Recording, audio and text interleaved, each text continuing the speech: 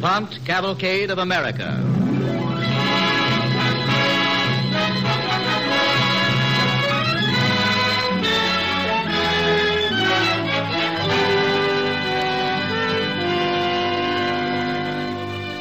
Starring Agnes Moorehead in Party Line on the Cavalcade of America, sponsored by the DuPont Company, maker of better things for better living through chemistry. Here is a cool and refreshing suggestion for your home this summer. Paint those drab faded walls with DuPont Speed Easy Wall Finish. Although you thin Speed Easy with water, it dries on your walls to a velvety oil-type finish. It's easy to apply with a large brush or roller, and it dries in less than 1 hour.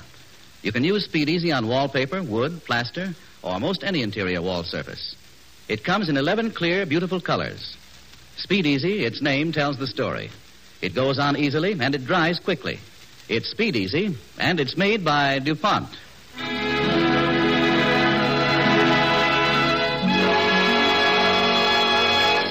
Agnes Moorehead, winner of the Foreign Correspondence Award, may soon be seen as one of the stars in the Metro-Goldwyn-Mayer picture, Our Vines Have Tender Grapes.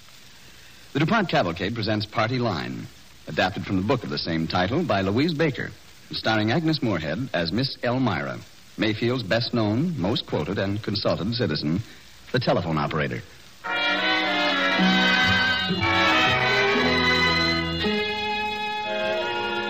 Hello. Is everybody on the line? Well, that's good. Well, friends, you will be delighted to hear that Mrs. Ned Branner gave birth to an 8-pound baby girl this morning at 5:20. Now, isn't that lovely? They named her Beverly. Mr. Branner. That's how I remember Miss Elmira, operator of Mayfield's telephone exchange. My name's Louise Maxwell, and when I was a child, there was no such thing as a dial telephone. Every family in Mayfield rich enough to have a phone shared it with at least 3 other families on what was known as a party line. We Maxwells were on a party line along with the Dexters and the Myers and the Granders. Mayfield's telephone exchange wasn't very large, but Miss Elmira ruled it like a queen rules an empire. I found that out when Kenneth Myers and I tried the season's most popular telephone sport once too often.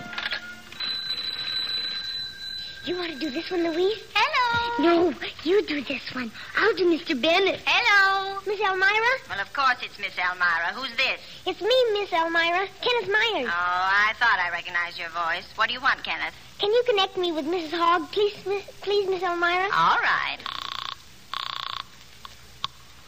Hello. Is this Mrs. Hogg? Yes. How are all the little pigs, Mrs. Hogg? Now it's my turn. Remember what you have to say. Sure. Let's see now. You got Prince Albert in the tin can? Well, you better let him out. Okay, Louise, do it now. Hello. Miss Elmira, will you give me Bennett's Pharmacy, please? Now, listen to me, young lady. If you're going to inquire for Mr. Bennett about Prince Albert, I assure you he's still in the tin can. Yes, ma'am. Moreover, Mr. Bennett has been hearing that Prince Albert joke for 3 generations, and so have I, and neither of us thinks it's funny anymore. No, ma'am. And now, as long as you're on the phone, you may as well take a message for your mother. I know she ain't home, otherwise you wouldn't be pulling these shenanigans. Yes, ma'am. Well, when she comes home, Louise, tell your mother I tried that pot roast recipe she gave me with a tomato, and it came out fine. That's all, I think. Oh, except the next time you're down this way, I want you to come in and see me. I want to talk to you. Yes, ma'am.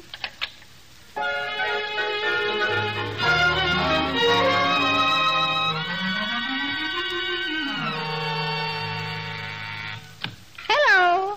Well, of course it's Miss Elmira. Who else would it be? The greengrocers? Oh, just a minute. Yes. Oh, I just saw your husband go into Jake's barber shop, Miss Cartwright. But honestly, I don't think he needed a haircut. Oh, sure. I'll call you when I see him coming back into his office. Hello, Miss Elmira. Oh, why, hello there, Louise. Come to pay a call? Yes, ma'am. Well, that's real nice of you, honey. How's your ma? She's fine, Miss Elmira. Her strawberry rash is all gone. Well, now I'm real glad to hear that. Oh, just a minute, dear. Yes. Hello, Miss Dexter. You sound worried. Dr. Sims, which one? Well, which one of the boys is sick? Oh, Mary Lovell, your boarder. Oh, well, these spinsters are always ailing, aren't they? Well, now, listen. The doctor's out at the Granger farm right now, so I'll catch him there and send him on. Oh, now don't you worry a bit. He'll be there all right. Miss Elmira. What is it, honey? How long have you been our telephone operator? Oh, long before you were born, child. When I grow up, can I get to be one? Well, if you do what your mother tells you and don't eat too many pickles. Oh, I don't, Miss Elmira. Then you stand a good chance. Now, you just play with your jacks a while, honey. Miss Elmira has to make an important announcement about a little stranger that came into the world. Who are you going to tell? Oh, everybody. Miss Elmira. What is it, child? Did you call and tell everybody when I was born? Naturally. How do you think they would have known about it otherwise? Well, if you tell all the news, what's the newspaper for? The men. They print it for the men. All but the personal column. The women read that. But they don't have time to read anything else. Why? Well, they're too busy listening. Easier than reading, too. All they have to do is pick up the receiver and eavesdrop. Oh. Now, run along so I can make this announcement. Well, all right. But I thought you had something important to tell me. I had. You know, you said for me to drop in the next time and... Yes. Yes, indeed I did. Young lady, the telephone is a scientific instrument into which the best brains of the country have been poured, and it's too valuable for little girls to use in playing jokes. It is? Yes, it is. How do you think your mother would get the news if it wasn't for the telephone? Then she'd have to read the Courier, wouldn't she? You're evading the issue. The telephone is for business, so your mother can call Dr. Sims when somebody's sick, or Mrs. Cartwright to call the greengrocers and complain that the lettuce was wilted, for long distance. What's long distance? Well, it's long distance. It's far away. Long distance is a telephone call from out of town. Did you ever have a long distance call? Did I? Clear from Washington once. Gee. From a senator of the United States. A real one? Mm-hmm. And did he talk to you on it? Well, the call wasn't actually for me. It was for the judge, but it had to go right through this switchboard.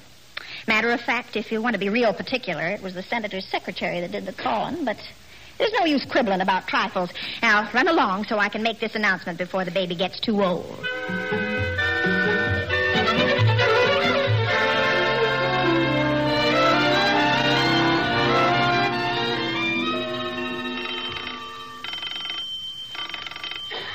That's our ring, Ma. Should I answer? Certainly not. Then you better hurry. It might be long distance. Oh, we never got a long-distance call in our life. Hello. Anna, this is Geraldine Dexter. Did you hear the news? Mary Lovell has a beau. No, more scandalous than that. Mr. Cordair has left Mrs. Cordair. No. Yes. Why, how perfectly awful. Why? Nobody knows, but they say he left a note on the pincushion. That's right on the pincushion, Geraldine. I just got on there. A note, Edith. What did it say, Geraldine? Well, now, that's just what I've been trying to find out. The only person who knows besides Mrs. Cordair is Elmira, and she won't say a word. I hear you, Geraldine Dexter. And I'll repeat what I said before. The ethics of my profession. We know, Elmira, we know. Are as noble as those of a surgeon, and wild horses couldn't drag from you the contents of a conversation that passed over your wire. Indeed not. If Mr. Cordair wants to leave his wife for another woman, I say it's nobody's business but his own. And now you'll all have to hang up and need the line for other calls. Louise, you stay here a minute, honey. I'm going next door. I'll be right back. I bet that's Mrs. Dexter right now. She got here fast. I'll open. Hello, Louise. Where's your mother? Here I am, Geraldine. Oh, I just have to talk to you, Anna. Did you hear that Miss Elmira said before she hung up? I certainly did. And I've always thought the Cordairs were so devoted. It gives you pause, doesn't it? Why, what do you mean? Anna, how do we know our own husbands aren't being subject to influences we know nothing about? Geraldine Dexter. Well, Clyde goes to market in San Francisco 4 times a year, and he's even been to Chicago 3 times. And everybody knows Chicago's a very bad place. Oh, well, that's just silly. Elmira would know if anything like that were going on, and she never tolerated. Even Elmira doesn't know what goes on in San Francisco or Chicago, Anna. What about your own husband? My own husband? You mean Ed? Yes, Ed. He goes all over the county. How do you know some woman isn't trying to get him? Some rich widow or some country schoolmarm? I'm going to call Elmira. You're not going to let the whole town know our husbands are leaving us? I don't care. I'm going to put a stop to it before it's too late and my 2 innocent little girls are left fatherless.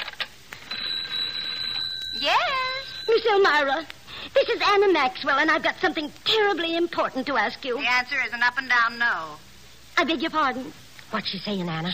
What did you say, Miss Elmira? 23 women have called asked the same question. And I'll tell you the same thing I've told them. Don't put a healthy body in a sick bed. You understand what I mean by that, Mrs. Maxwell? Well, I'm not sure, Miss Elmira. Well, you just think it over, and you will. And now, before I leave you, I want you to hear this article I cut out from the San Francisco Chronicle. Are you sitting down? That's all right. I'm not tired. Well, listen close now. A good wife is to a man wisdom and courage and strength and endurance. A bad one is confusion, weakness, discomfiture, and despair. Keep up your spirits, though the day be a dark one. If the sun goes down, look up to the stars. If the earth is dark, keep your eye on heaven. Give my regards to Mr. Maxwell.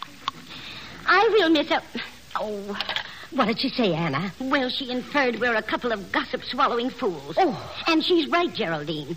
All through this thing, I've had something dreadful in the back of my mind. Something dreadful? Why, Anna. Well, I've been wishing I was a spinster like Mary Lovell. Well, I'll admit I was, too. But that's all gone now. I realize how lucky I am. It's more than luck. It's a blessing to have a husband like mine. I wish Mary Lovell had one, too, even half as good. Anna, I think you've got the beginning of an idea there. What? I think we should make it our business, and seriously this time, to find a good husband for Mary. A really good husband. Poor thing.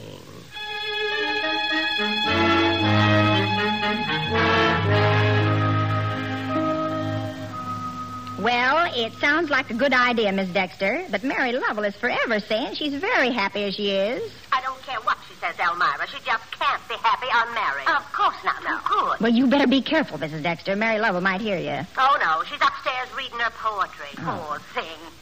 If there were only some man we could introduce her to. She's already met the 3 Mayfield bachelors 11 times. There's no use torturing them anymore. Maybe we could give a party. The men could bring their unmarried business associates. Well, wouldn't do her any more good than giving a dead dog a bone.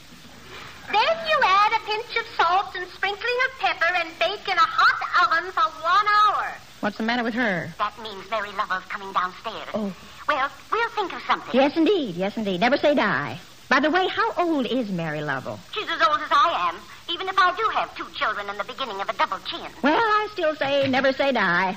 Oh, excuse me, girls. Excuse me. A stranger's coming in. I've got to get off the line. Pardon me. Mm-hmm. I was told you might be able to help me find a room to rent. Excuse me. My name is Benson. Charles Oglethorpe Benson. My card, madam. Oh, yes. New field salesman for Libby, McNeil, and Libby. Oh, real engraving on the card. You must make very good money. Well, just what sort of room do you desire, Mr. Benson? I should be glad to help you find a room if you'll tell me your specifications. For instance, are you a married man, Mr. Benson? Unfortunately, no. It's not yet been my lot to find the lady of my dreams. I'm looking for bachelor quarters. Bachelor quarters? Bachelor quarters. Well, you come back here in 15 minutes, Mr. Benson, and I'll have a fine room for you. You did say bachelor quarters, Mr. Benson. Well, yes, I did. Of course, if it's too hard. Oh, no. Be sure and come back now. You hear? 15 minutes.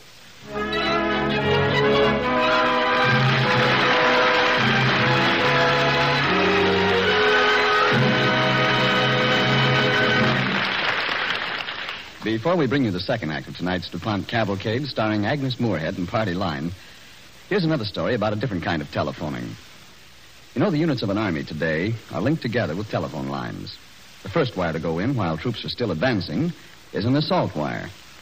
Later, it's replaced by heavier wire that carries voices farther, 18 miles against assault wires 10.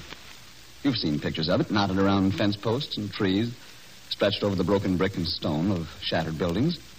Here's Gain Whitman to tell you more about it.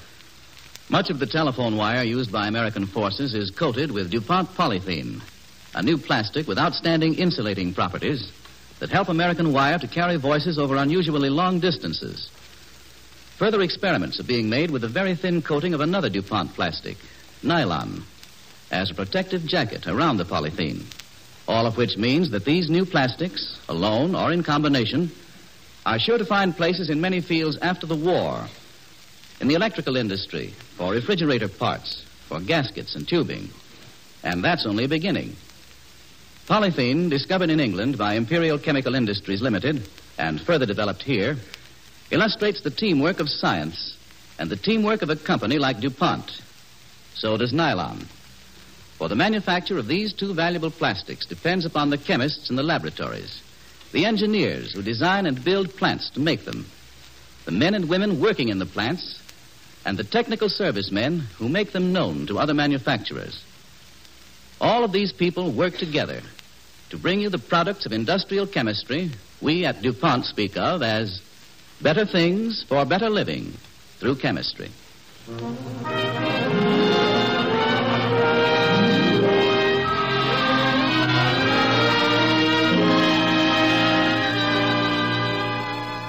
And now back to DuPont Cavalcade's presentation of Party Line, starring Agnes Moorehead as Miss Elmira, ruler of Mayfield's telephone exchange at the turn of the century. Louise Maxwell continues the story. During all the years of my girlhood, Miss Elmira was one of Mayfield's most important people. She was ever willing to help, to listen, and to scold, whichever was needed. Nor did we expect any less from Miss Elmira than she gave during the time my mother and Mrs. Dexter were on their manhunt to find a suitable bachelor for spinster Mary Lovell. It was Elmira who discovered Charles Oglethorpe Benson, learned he was looking for a room, and promptly phoned our house. I don't understand you, Miss Elmira. You're shouting so I can't make out what you're talking about. I'm not shouting, Anna Maxwell. I'm just trying to tell you just have to take him. You just have to take him. Take whom, for heaven's sake? Your roomer. But I have no room. Didn't you hear what I've just been telling you, for goodness sake? Mr. Benson, he has no wife. Who has no wife, Elmira? I just got on. Mr. Benson, Mrs. Dexter, a new traveling man. He just got into town. That's why Mrs. Maxwell just has to rent him a room. But why should I? I have a husband. Anna, you don't understand what Elmira's saying. Mary Lovell. Oh, goodness, it's as plain as the nose on your face. Mary rooms with Geraldine Dexter. Geraldine Dexter lives right next door to you, so Mr. Benson has to room with you. That's right, Anna. But I have no room. Louise can move upstairs into Bernice's room. I'll come over and help move her things. And I'll get Clyde to bring over that good quarter-size iron bed from Rodney's room. You can have the bureau that goes with it, too. You have no right to butt any butts at a time like this, Anna Maxwell. This is Mary Lovell's one big chance to land herself a husband, and this man is perfect husband material. I could tell the minute I looked at him. How could you tell? He wears horn-rimmed spectacles.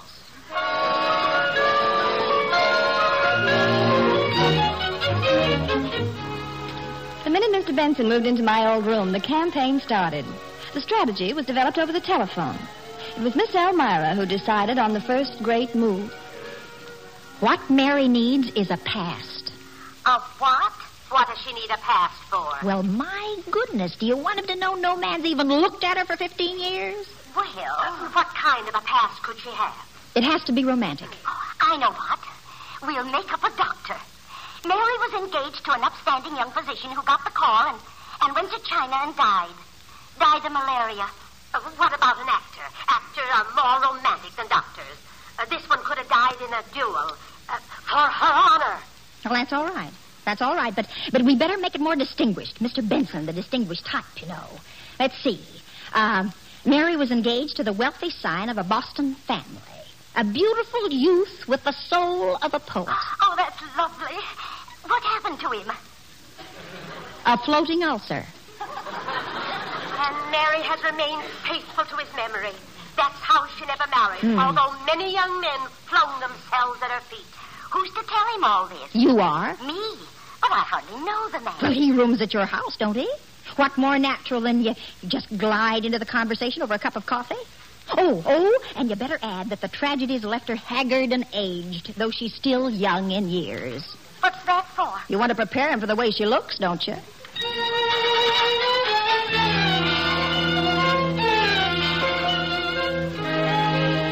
I can still taste that roast chicken my mother prepared for Mr. Benson's first Sunday dinner.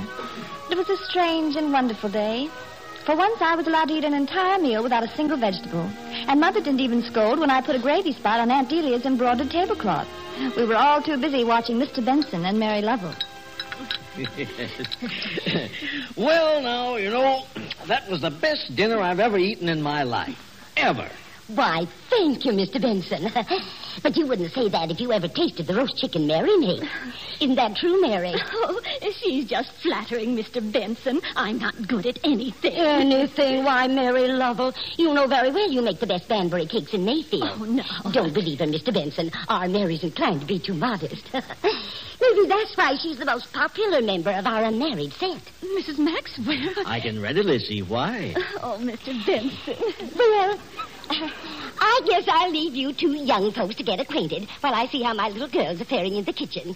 They're just too quiet to suit me.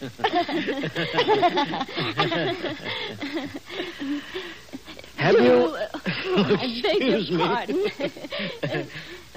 What were you going to say, Mr. Benson? Oh, no. You go ahead, Miss Lovell. Well, I was going to say, do you favor reading, Mr. Benson? Well, I've never been one much with books, Miss Lovell. I regret that now. It's never too late to learn, Mr. Benson. Not if a person has a good teacher, Miss Lovell. Miss Lovell. Yes, Mr. Benson? Would you... Yes. lend me one of your books? Why, Mr. Benson, I should love to. She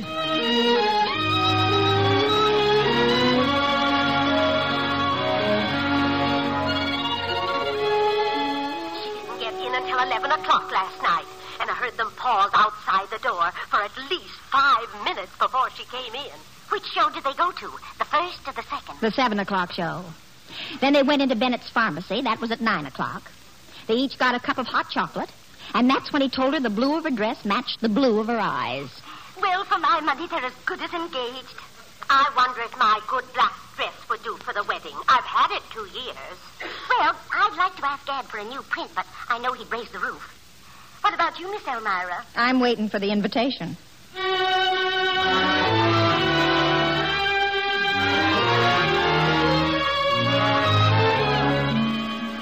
Alas, Miss Elmira was right. Suddenly, a mysterious blight seemed to hit the blossoming romance. The women didn't know what to make of it. I simply can't understand it. He hasn't been over in a week, and Mary is simply hollow-eyed. He's acting pretty peculiar, too. Doesn't talk hardly to anybody anymore. Never so much as mentions Mary. Although he used to love to get me on the subject of that poor dead Boston fellow. Hasn't she confided in anyone at all? She's not the confiding sort, Miss Elmira. Oh. She's lived here with us now for 11 years, and I swear she's never told me one intimate thing about herself. Although, frankly, I don't think there's ever been anything to tell more intimate than the color of her petticoats. Till now. What color are her petticoats? Well, they're pink mostly. A few white ones, but not much lace until about 3 weeks ago. She got one of those $3.98 ones with eyelet embroidery. That's when I knew things were getting serious. Oh, wait. What's the matter? It's Mary. She's headed this way, and there's a look on her face. I'll call you back.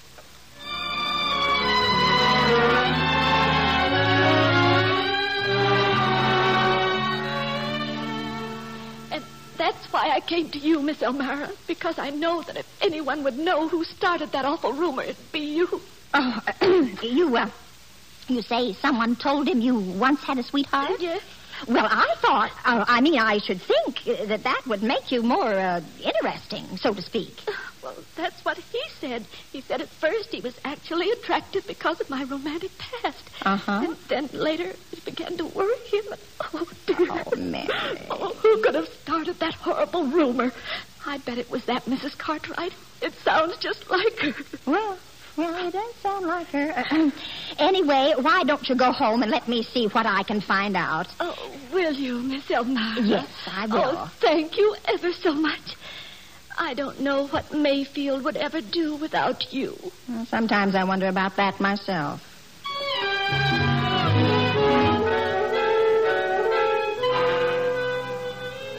So you'll just have to tell him, Mrs. Maxwell. You mean I'm to tell him I lied?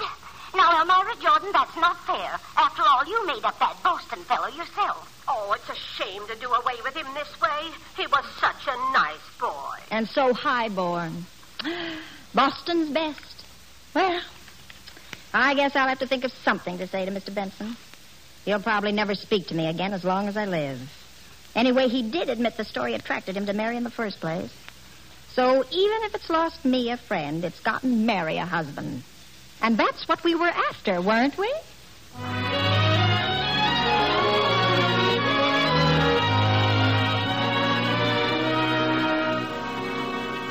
Well, there's the story of Mary Lovell, Kenneth Myers, Mrs. Dexter, Charles Oglethorpe Benson, and Miss Elmira. Mary Lovell's Mrs. Benson now, and Kenneth Myers is a major in the Army. And Miss Elmira, well, Miss Elmira is no longer at the telephone exchange. But I can never dial a Mayfield number without hearing Miss Elmira's voice. Good morning, friends. You will be delighted to hear that Mrs. Ned Branner gave birth to an 8-pound baby girl this morning at 5:20. Now, isn't that just lovely? They've named her Beverly. Mr. Branner wanted her to call Genevieve after his mother, but Mrs. Branner's always liked the name Beverly ever since she read the Graustark books. Mrs. Branner didn't have a hard time of it at all. Her mother came down from Oakland to help out for a while. Well, goodbye now.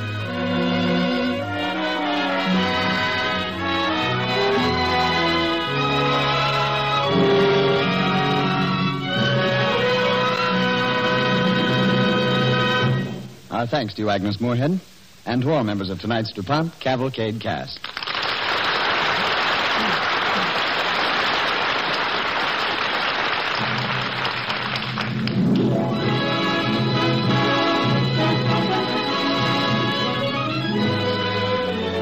Next week, the DuPont Cavalcade is going to bring you a radio play about 2 American medical officers who sought out one of the most terrible scourges of history, typhus, the feverish, hollow-eyed emperor of death, who down through the centuries had never met his master.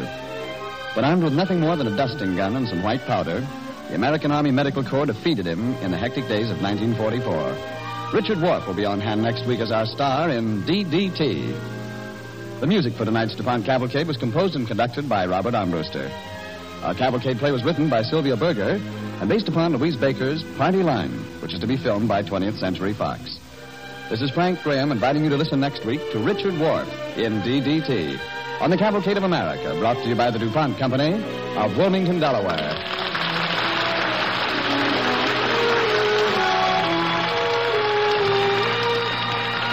This is the National Broadcasting Company.